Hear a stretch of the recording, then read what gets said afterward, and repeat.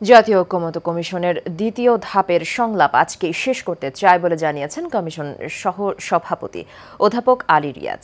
Foreign service একাডেমিতে দ্বিতীয় ধাপের সংলাপের ২৩তম দিনের সূচনা বক্তব্যে তিনি এসব কথা বলেন। আলোচনায় গুরুত্বপূর্ণ কিছু বিষয়ে ঐকমত্য না হওয়ায় একই সাথে এর আইনি কোনো ভিত্তি তৈরি হবে কিনা সেই সংশয়ে জুলাই সনদ বাস্তবায়ন নিয়ে জটিলতা তৈরি হয়েছে রাজনৈতিক দলগুলোর মধ্যে। সোহাগ মিয়ার ক্যামেরায় কাউসার আহমেদের রিপোর্ট।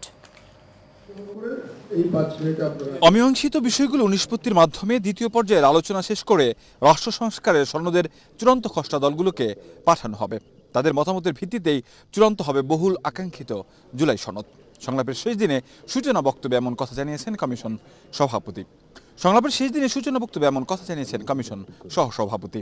নিষ্পত্তি করার পরবর্তী পর্যায়ে ইতিমধ্যে কিছু প্রসঙ্গ উঠেছে, বিশেষ করে জুলাই সনদ বাস্তবায়নের দায়িত্ব রাজনৈতিক দলগুলোর জানিয়ে কমিশনের সহসভাপতি বলেন, প্রয়োজনে রাজনৈতিক দলগুলোকে নিয়ে আবারও আলোচনায় বসবে ঐকমত্য কমিশন। আমরা মনে করি যে বাস্তবায়ন প্রক্রিয়ার ক্ষেত্রে প্রধান এবং মৌলিক দায়িত্বটা, প্রাথমিক দায়িত্বটা রাজনৈতিক নেতৃবৃন্দের আপনাদের মধ্যে আলাপ আলোচনার মধ্য দিয়ে আমরা বিশ্বাস করি যে সমস্ত বিষয়ে আপনারা একমত হয়েছেন সেগুলো বাস্তবায়নের পথ আপনারা তৈরি করতে পারবেন এবং সেখানে জাতীয় ঐকমত্য কমিশন আনুষ্ঠানিক এবং অনানুষ্ঠানিকভাবে অনুঘটকের কাজ করবে।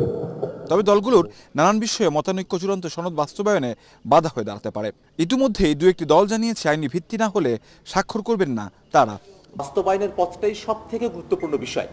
বাস্তবায়নের বিষয়টা নিয়ে যেন রাজনৈতিক দলগুলোর সঙ্গে খোলামেলা পদ্ধতিতে আলোচনা করা হয়, কার্যকারিতার দিকগুলো এবং যে সময়সীমার কথা কমিশনের তরফ থেকে বলা হয়েছিল, আমরা সেই সময়সীমাকে প্রত্যাখ্যান করেছি, বরং সেটা যেন ইমিডিয়েটলি ইফেক্টেবল হয় সেরকম ধরনের একটা প্রস্তাবনাই আমাদের তরফ থেকে বলা হয়েছে। ঐক্যমতে পৌঁছানোর স্বার্থে আমাদেরও যেটা প্রতিশ্রুতি ছিল যে উচ্চকক্ষ নিম্নকক্ষ দুই জায়গায় সিম্পল মেজরিটিতে সংবিধান আপনার 2/3 সংবিধান সংশোধনী পাস, সেই জায়গায় আমরা উচ্চ কক্ষের ক্ষেত্রে সিম্পল মেজরিটিতে একমত হয়েছি। তাই আমরা বোধ করছি যে ঐকমত্য কমিশন প্রয়োজনে ঘোষণাপত্রকে প্রায়োরিটি দিয়ে আরও কয়েকদিনের জন্য যদি বসা দেয় এবং আরও কিছু বিষয় যদি এক্সটেন্সিভলি নেগোশিয়েট করবার সুযোগ থাকে সেটা করা দরকার। জনগণের ভোটের নিশ্চয়তা করা, উচ্চকক্ষের সংবিধান সংশোধন ম্যান্ডেটরি করা সিম্পল মেজরিটিতে এবং ভোটের অনুপাতে সেখানে প্রতিনিধিত্ব নিশ্চিত করা, অন্তত পক্ষে এতটুকু আমাদেরকে একটা ভারসাম্যপূর্ণ জায়গা দিবে। আলোচনায় বেশ কিছু বড় সিদ্ধান্তে তড়িঘড়ি করায় কমিশনের প্রতি ক্ষুব্ধ হয়েছেন অনেকেই। তাদেরকে সন্তুষ্ট করার জন্য এই ধরনের একটা উচ্চকক্ষ সেখানে বানানো হচ্ছে।